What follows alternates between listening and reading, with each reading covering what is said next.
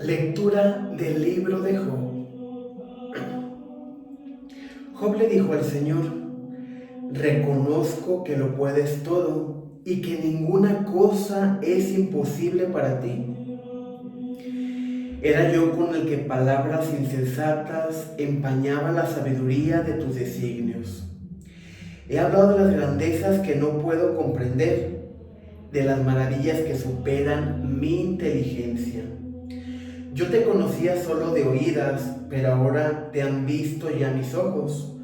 Por eso me retracto de mis palabras y me arrepiento, echándome polvo y ceniza.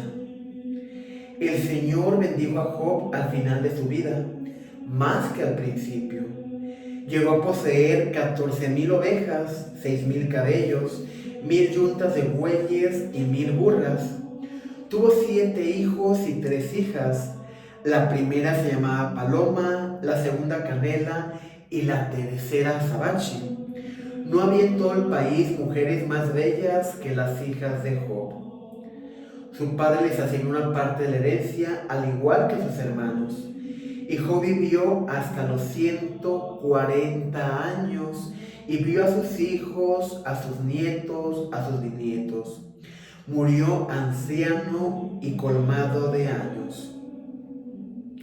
Palabra de Dios, te alabamos, Señor. Muy buenos días, mi querido hermano. Hemos llegado al final de esta semana. Durante esta semana hemos meditado el libro de Job. Y mediante este libro de Job podemos comprender los diferentes matices que nos da la vida en su día a día. Job fue probado al perderlo absolutamente todo, pero lo que más lastimaba su corazón era la pérdida de sus hijos. En ese momento de la tristeza, de la desesperación, él renegaba, incluso renegó de haber nacido al decir: maldito sea el día en que mi madre me engendró. ¿Por qué me amamantaron sus pechos? Y ante la gente que le conocía, fue un hombre abierto y sincero. No fue un hombre de apariencia. No aparentaba estar bien, sino que era transparente, y si se sentía mal, lo decía. Por eso le decía a sus amigos: bueno, ¿y por qué se ensañan conmigo? Ya Dios se ha ensañado conmigo, ya Dios ha herido mi corazón. Porque él no alcanzaba a dimensionar la voluntad de Dios. Pero ciertamente, mi querido hermano, cuando en alguna faceta de nuestra vida se cierran los conductos, se cierran los caminos, es porque viene algo aún mayor. Pero nuestra incomprensión, nuestra tristeza, nuestra desilusión no nos permite ver más allá de nuestras narices. Cuando estamos en medio de la prueba y que pasamos por una dificultad y viene otra y decimos: bueno, ¿en qué momento va a terminar toda esta situación? No alcanzamos a dimensionar qué es el propósito de Dios para con cada uno de nosotros. Algo que debemos de tener muy en claro, mi querido hermano, es que no hay nada que pueda sucederte a ti y a mí que no venga por voluntad de Dios. Si Dios permite las cosas, es porque aún tenemos que aprender en esta vida. ¿Y cómo comprender entonces si yo tenía un familiar enfermo y yo le rogué a Dios, le supliqué a Dios que lo sanara y me lo quitó, se lo llevó? Y no tomamos en cuenta que hay diferentes tipos de sanación. Hay la sanación del cuerpo y la sanación del alma. Y Jesús da fe de lo que yo te estoy diciendo.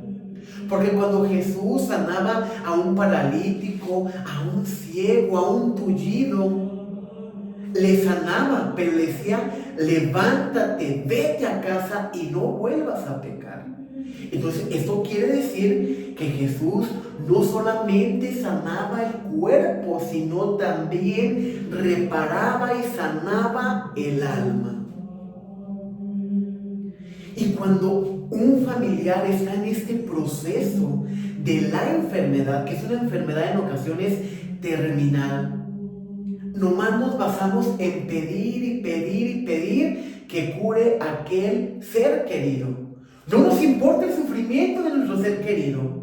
No nos importa el dolor que está viviendo. Nos importa no vivir el dolor de su pérdida. Pero la pregunta es, cuando no estaba esa enfermedad en aquel ser querido, ¿cómo era mi comportamiento hacia él? ¿Cómo era mi empatía?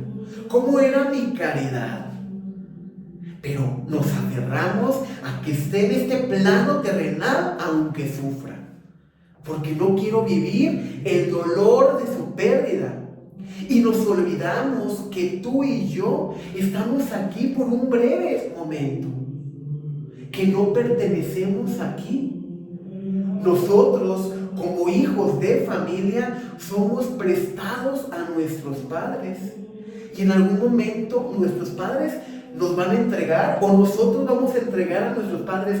No sabemos cuál sea la voluntad de Dios, pero sí sabemos que pase lo que pase en nuestra vida, Dios está con cada uno de nosotros. Y qué interesante sería expresar las palabras de esa alabanza. Pase lo que pase, de tu mano iré. Y si me tropezara, me levantaré. Si el dolor me hiere, lo resistiré, porque creo en ti, Señor, yo te seguiré. Aunque tu voluntad no empate con lo mío, aunque tu voluntad no entre en mis berrinches, en mis caprichos, te seguiré, Señor. Te seguiré a donde tú me dirijas, a donde tú me guíes. La lectura de Job hoy es bellísima porque es la reestructura de su vida. Job empieza a comprender por qué tenía que perderlo todo, por qué tenía que llegar al origen, por qué tenía que sentir ese dolor, esa tristeza, para que Dios restaurara, limpiara y purificara lo que había de purificar en él. Por eso Job le dice al Señor: reconozco que lo puedes todo y que no hay nada imposible para ti. Era yo el que con palabras insensatas empañaba tu sabiduría y tu designio. ¿Cuántas veces nosotros también no nos hemos enojado con Dios y nuestras palabras empañan su sabiduría y sus designios? He hablado de las grandezas que no puedo comprender y las maravillas que superan mi inteligencia. No vamos a poder dimensionar la misericordia de Dios. Es tan enorme, su gracia es tan grande que no alcanzaríamos a comprender. Y Él reconoce: yo te conocía solamente de oídas, pero ahora mis ojos te han visto. Por eso me retracto de mis palabras y me arrepiento echándome polvo y ceniza. Este signo del cual nos habla Job es el signo que hacemos el día miércoles de ceniza, donde el sacerdote nos dice: polvo eres y en polvo te convertirás, y que habla de una nueva vida, de la esperanza de una reestructura, de una renovación. Y la lectura termina expresando: el Señor bendijo a Job al final de su vida, que al principio llegó a poseer, llegó a tener mucho más de lo que él poseía. Incluso tuvo 10 hijos más, 3 mujeres y 7 varones. ¿Y esto qué quiere decirte? Que si el día de hoy, mi querido hermano, estás en una situación de pérdida, sea de la situación que sea, que sientes que no hay luz en tu camino, no te aflijas más. Dios, al final del camino de la vida de Job, le recompensó todo el dolor, todo el sufrimiento. y le dio lo que dice la palabra. Todo lo que ustedes hagan en favor de los demás, Dios te lo devolverá al 101%. Disfruta también esta parte de dolor, pero desde un grado de oración, de penitencia, desde un grado de entrega.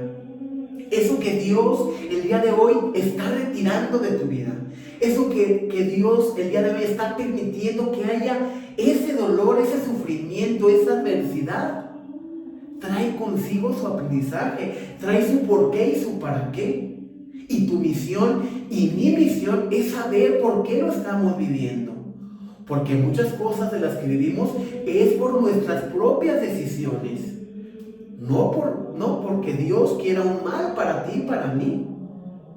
Si en esa decisión en la cual estás ahorita enfrentando una consecuencia, no tomaste en cuenta a Dios, no pediste la sabiduría del Espíritu Santo, no te quejes.